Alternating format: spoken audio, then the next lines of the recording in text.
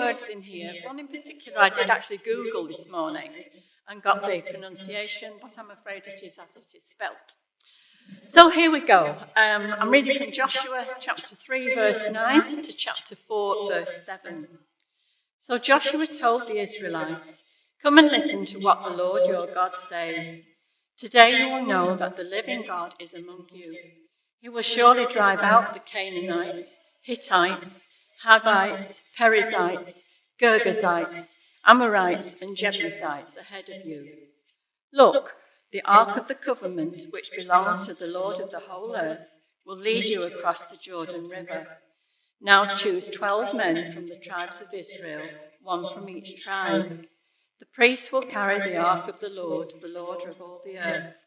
As soon as their feet touch the water, the flow of water will be cut off upstream, and the river will stand up like a wall." So the people left their camp to cross the Jordan, and the priests who were carrying the Ark of the Covenant went ahead of them. It was the harvest season, and the Jordan was overflowing its banks.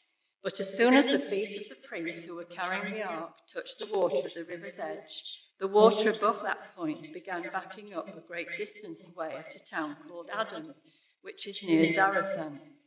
And the water below that point flowed onto the Dead Sea until the riverbed was dry. Then all the people crossed over near the town of Jericho. Meanwhile, the priests who were carrying the Ark of the Lord's Covenant stood on dry ground in the middle of the riverbed as the people passed by. They waited there until the whole of the nation of Israel had crossed the Jordan on dry ground. When all the people had crossed the Jordan, the Lord said to Joshua, "Now choose 12 men, one from each tribe. Tell them, take 12 stones from the very place where the priests are standing in the middle of the Jordan. Carry them out and pile them up at the place where you will find camp tonight." So Joshua called together the 12 men he had chosen, one from each of the tribes of Israel. He told them, "Go into the middle of the Jordan, in front of the ark of the Lord your God. Each of you must pick up one stone and carry it out on your shoulder. 12 stones in all, one for each of the 12 tribes of Israel. We will use these stones to build a memorial. In the future, your children will ask you, 'What do these stones mean?' Then you can tell them, 'They remind us that the Jordan River stopped flowing when the Ark of the Lord's Covenant went across. These stones will stand as a memorial among the people of Israel forever.'"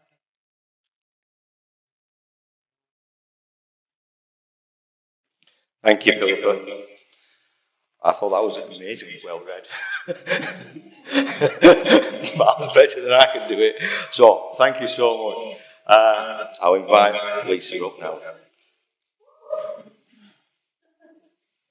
like to pray for her. Yes, Lord, I really do pray for Lisa this morning and what she's got for us. I know it's going to be good. It's going to be good, and it's going to be a blessing to us, Lord. So I really pray that you are with her, you speak through her, and she's herself as she brings it. It's so important that they come from the heart. Amen. Thank you, Jeff. And thank you very much, Philippa. I thought I'd pass that reading over to someone else. You did excellent. Before I start, I was thinking about when we were talking about volunteers to come up and do different things, that there is a first time for everything. So quite literally, I've never stood up here and preached. There is a first time for everything. And I think in your mind, if you're like me, you disqualify yourself from doing it because, oh yeah, that's such a body and they always do that. Or those people, oh yeah, they're really good at this. I couldn't do that. But there is a first time. Everybody had a first time for doing it. If God has put something on your heart, just go for it. Just have a go. That's that. Okay, back to the notes. So, Moses had led the people of Israel out of Egypt, but it was Joshua who would lead them into the promised land. A previous generation had seen God hold back the waters of the Red Sea, but now a new generation had to cross the Jordan River in full flood. So the priests led the way, carrying the Ark of the Covenant. And as soon as their feet touched the water, it stopped flowing. So the people crossed the River Jordan on dry ground. And then God told Joshua to get one man from each tribe to take a stone from the riverbed and carry it over and put it down where they made camp. Why? The passage said it was to serve as a sign among you, so that in the future, when your children ask you, what do these stones mean? Tell them that the flow of the Jordan was cut off before the ark of the covenant of the Lord. The stones were to be a memorial forever for the people of Israel. They were to remember them from generation to generation, remembering what God had done for them, bringing them out of Israel, out of slavery, and into the promised land. But there was still work to do. The promised land was still full of enemies to defeat and ground to win. They needed this memorial to look back on and remember what God had done, to give them courage for the battle still to be fought. So this morning, I want to tell you a story about what God has done and what God is still doing in Community Church Blackburn in just one area of church life. So I'm going to be talking about the story of Kairos housing, how we are out working, loving God, loving people, and building God's kingdom. But this preach is not to give glory to any person or organisation, but to give testimony and glory to the marvellous works of God. Like we read in Psalm 145, I will exalt you, my God and King, and praise your name forever. I will praise you every day. Yes, I will praise you forever. For great is the Lord, and he is most worthy of praise. No one can measure his greatness. Let each generation tell its children of your mighty acts. Let them proclaim your power. I will meditate on your majestic, glorious splendour and your wonderful miracles. Your awe-inspiring deeds will be on every tongue. I will proclaim your greatness. Everyone will share the story of your wonderful goodness, and they will sing with joy about your righteousness. So just like the Israelites built a memorial to the work of God in bringing them out of slavery and the wilderness through the River Jordan on dry ground, this morning I want to tell you the story of Kairos housing so far with stones. Now, some of these stones have just a single letter on, and they represent the individuals we've housed so far, but with just an initial, so it's protecting their anonymity. Behind the scenes, things have been happening with Kairos so fast that we felt like we'd been running to keep up. But I felt God speaking to me that we needed to stop and celebrate what God has done and proclaim his great deeds so that we can remember and celebrate his goodness and faithfulness together. So if you have a stone, listen out for it being mentioned in the story, and that's your cue to bring it up and add it to the pile. So the first stone I've already put down is stone of experience. So this story starts a few years ago when me and Stephen began to feel a call to build Community Church Blackburn as a church with caring for the poor at its heart. And at the same time, we began to see a massive need for housing asylum seekers and refugees in Blackburn. And we also came across churches and charities that were already doing this. And so a seed was sown that it could be done. Over the years, I began to specialise more and more working in this area, trying to get a housing project off the ground. I worked with various charities and churches, even across the country, but nothing seemed to stick. Nothing worked. And during lockdown, the funding for that role ended. It was finished. So I laid down that work. and it seemed as though it was never going to happen. I still felt called to the work, but I stopped trying to make it happen. If God was going to make a way, he could, but I would stop trying. So all this experience took place over a few years, but the rest of the story takes place over the last 9 months. So our second stone is T.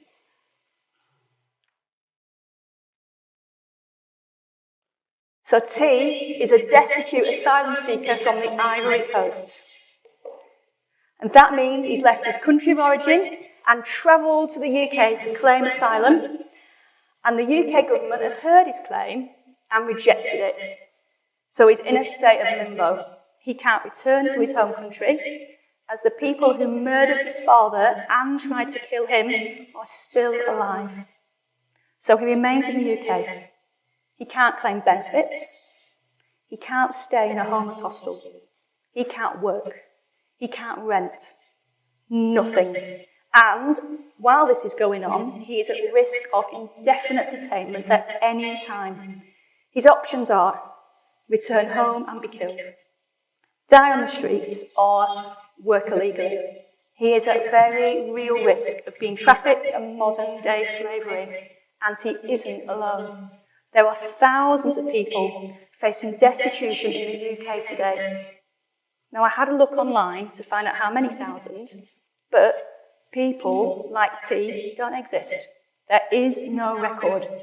But in 2017, the British Red Cross supported 15,000 destitute asylum seekers in the UK in 1 year. And they don't support them all. T has been housed and supported by members of the church in Blackburn for over a decade. But recently, the family he lived with were moving out of the area, rendering him at risk of homelessness again. He was about to become Kairos Housing's first guest and key volunteer. The next stone is Kingdom Outreach. So, through church contacts, T was put in touch with a local Christian charity called Kingdom Outreach, who worked with Community Church Blackburn in the past when we did the Summer Lunchbox campaign. And they had empty property in Blackburn, and they agreed to house T in an empty block of flats around the corner from Wesley Hall. A block of flats that they just happened to have empty, and they were waiting to use it for the glory of God. Kingdom Outreach did not need to make money from the flats, and they were just praying for an opportunity to serve God through them. Through housing T, they found out that there were many other individuals just like T, asylum seekers facing destitution, at risk of homelessness in the Blackburn area. So the next stone is Kairos. Now don't worry about making a tower, you can just make a pile, because it's got a bit of a Jenga moment. No pressure. So a Zoom meeting was called to connect specialists in the area of refugees and housing in Blackburn with Kingdom Outreach. So me and Stephen were invited, and it was Christmas. Earlier that year, in the March, I had laid down my work with asylum seekers and refugees. I noted what was happening, and I couldn't believe that it was within the same year. God appeared to be birthing what I'd longed to see for so many years. And we named the project Kairos Housing. Now, Kairos is a Greek word. In the New Testament, it means the moment of grace and opportunity, the favourable time in which God issues a challenge to decisive action.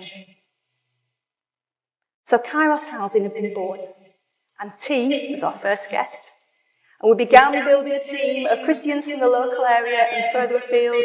So we had Christians who were specialists in supporting asylum seekers and refugees. We had housing specialists, and we had other Christians just from Blackburn and Darwin churches, all working together to bring God's kingdom in the area of works of service to the poor in Blackburn. and we began collecting donations and getting the flats ready to welcome guests. On the screen, you will see some photos of Kairos housing. So far, in just 9 months, we've furnished 4 two-bedroom flats.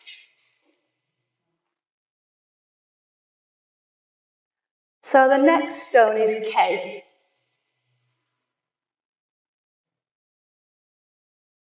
So Kay's situation is a little different.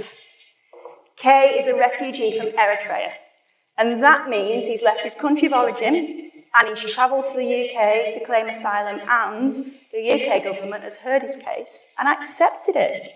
So he has refugee status and he can rebuild for himself a new life in the UK. However, he speaks very little English and he doesn't know how life in the UK works. Up until now, he's been housed by the Home Office and given £37 a week to live on. 1 month on from receiving the good news that he can stay in the UK, he, like everyone else in his situation, must leave his accommodation. So Kay has just 1 month to find a home, a job, sign up for universal credit, which takes at least 6 weeks. But unlike someone facing destitution, he can access a homeless hostel. The UK government believe that Kay is someone who has had to leave behind his friends, his family, his work, and flee for his life. He has survived a harrowing journey and a legal battle to be allowed to stay in the UK, and he is now facing spending a night in a hostel, which largely deals with individuals battling drug and alcohol addiction. It is an inappropriate and frightening place for a young, vulnerable, single refugee man or woman. But this is most likely their only option. Because previously he was living on £37 a week. So he has not been able to save up a deposit or a month's rent in advance needed to rent a property privately. And even if he had, by some miracle, he is highly unlikely to have found anyone in the UK willing to sign as his guarantor. And single adults are also a very long way down the priority list for a council house. So Kay was referred to Kairos Housing, where we can rent him a flat for the amount that his benefits cover, which is just £64 a week. But with us, he doesn't need rent up front, or a deposit, or a guarantor. Because we have been gifted these flats, we can house him now and wait till his universal credit is in place for payment, so he won't get into arrears. And the money that we take in rent can be used towards covering the cost of housing individuals without an income. Our next stone is grants. So just to backtrack, Kay needs help to apply for universal credit, he needs to sign up for English classes, he needs to look for work, and he needs to find some permanent accommodation so he can apply for his wife and child to be reunited with him in the UK. So the Kairos team is working away in the background applying for grants to cover the cost of housing and money to employ a support worker. And we are now housing 2 individuals who need support. So remember T, he and the other asylum seekers who come after him need to gather fresh evidence for their fresh asylum case.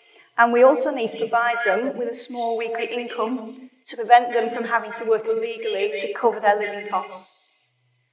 A fresh asylum case and ultimately being awarded refugee status is their way out of destitution. So we need to employ a support worker to help with all this. So we've been looking for grants. And so far we have been awarded over £6,000 in grants, and we have lots of other applications pending. The next stone is solicitors. So when an asylum seeker's case fails, they need to find a solicitor who is willing to represent them and gather fresh evidence to put in a new claim. At the same time, the Home Office cuts off all support and changes the locks on the accommodation, forcing them into destitution and street homelessness. But at Kairos Housing, we can give them a safe home and a basic income to live on. And while safely housed, they can begin to think again about their case. And we house people for up to 1 year, but to get out of destitution, ultimately, they need a fresh legal case. So in the past few years, we've been battling a lack of immigration solicitors, the nearest being in Bolton and oversubscribed. Often, the people we support have solicitors as far away as London, if they have one at all. So we prayed, and now, in the building opposite Kairos housing, we have 2 legal aid immigration solicitors. One of them is a Christian refugee, but both of them are excellent, compassionate, and caring. What an answer to prayer.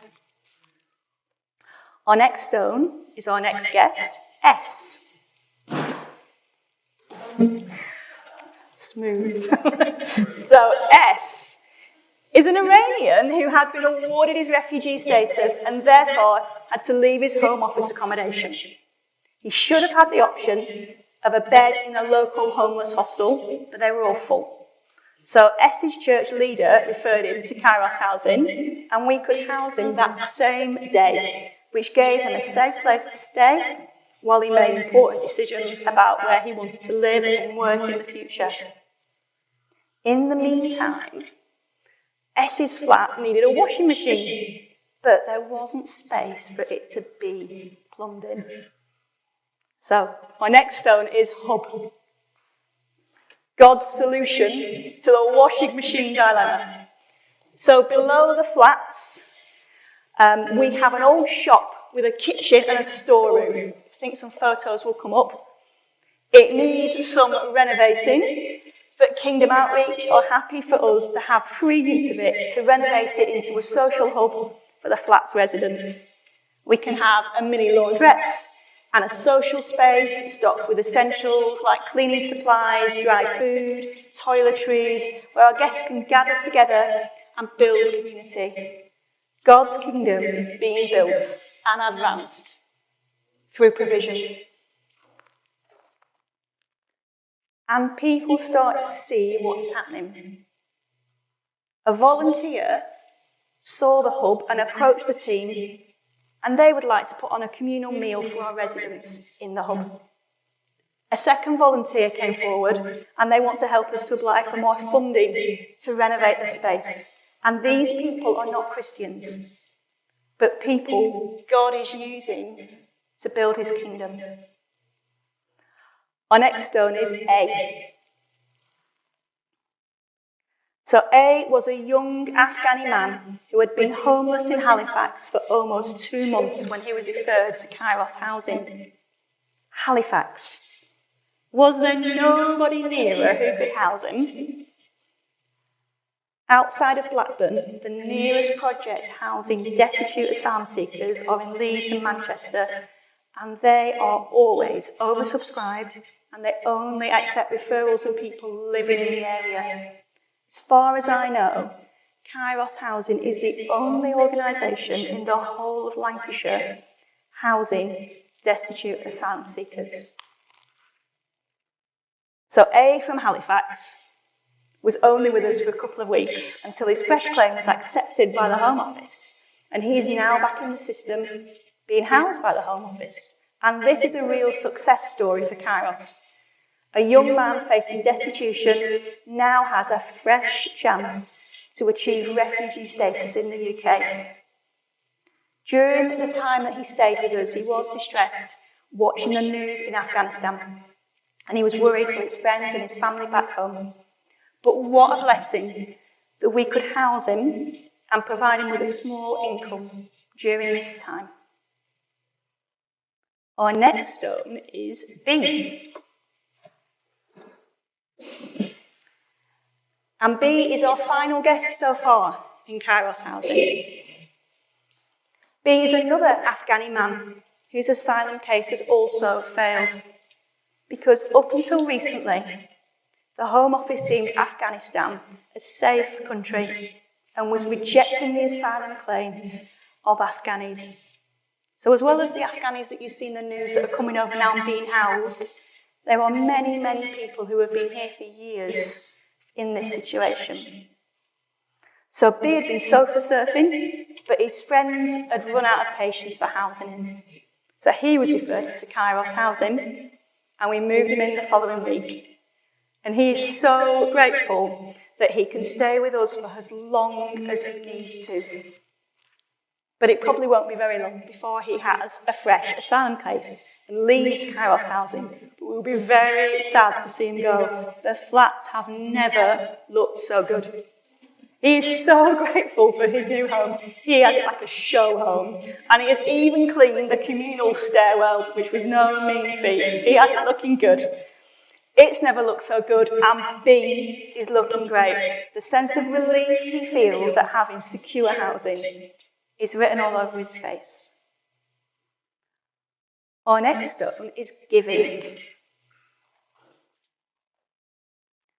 So people often approach us and they want to give to our work, financially and in kind. We have had washing machines, fridges, beds, bedding, furniture, household items, artwork for the walls, blankets, and much, much more kindly donated to us. And we're in the process of setting up a bank account, and we have applied for charitable status. In the meantime, another volunteer approached us who specialises in marketing and fundraising. And she set up a crowdfunder for us that smashed its £1,300 target in days. And we don't even have a bank account yet. Money just keeps coming in. So our final stone is worker. Everything that I have described this morning is happening faster than we can keep up. So the Kairos team are sorting through referrals, housing individuals, applying for grants, providing casework to support our guests, coordinating volunteers, making websites and Facebook pages and crowdfunding pages, and looking to renovate a hub alongside other full-time work. We want to see the guests we house loved and supported. And what would that support look like? There's lots of things, really. It could look like helping someone learn how to use the washing machine and get their clothes sorted out independently. Or it might involve taking someone to register at their local GP practice so they've got a doctor. Or maybe hand-holding someone to their first appointment with their solicitor. Or helping someone enrol on an English course. Or distributing weekly support payments to our destitute asylum seeker guests. Or maybe meeting a new guest from the train station and bringing him to Kairos Housing and showing him his new home. Or showing a guest where you can get some good value shopping. Or maybe finding volunteer roles for the asylum seekers that we house. In short, they're going to be there and provide customised support that the individuals we house need to rebuild shattered lives. So next month, Kairos Housing via Community Church Blackburn will be employing a part-time support worker in this role. We need to celebrate this and all that God has done in bringing us to this place where the church can reach out and offer love and support to some of the most vulnerable people living in our town. We can welcome the stranger and love them because Christ loved us.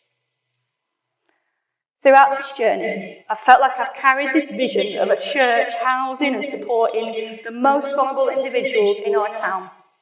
But I knew it would have to be God who would bring it about.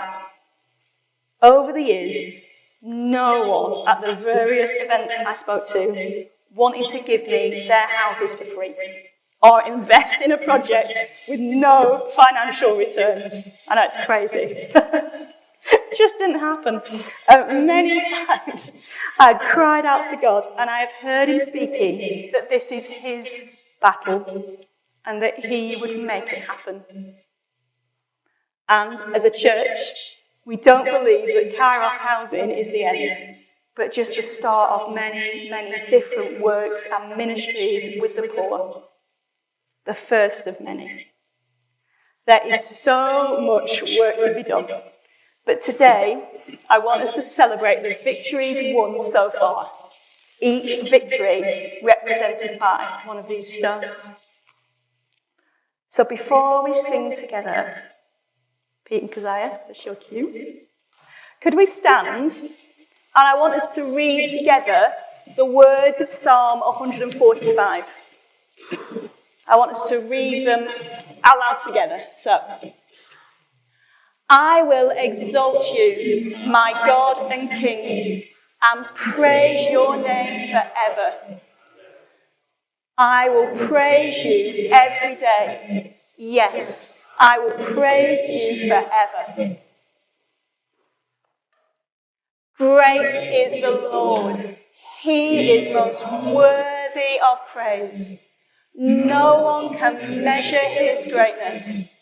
Let each generation tell its children of your mighty acts. Let them proclaim your power.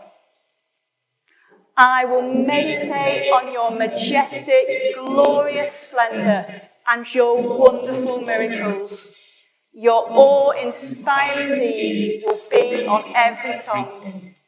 I will proclaim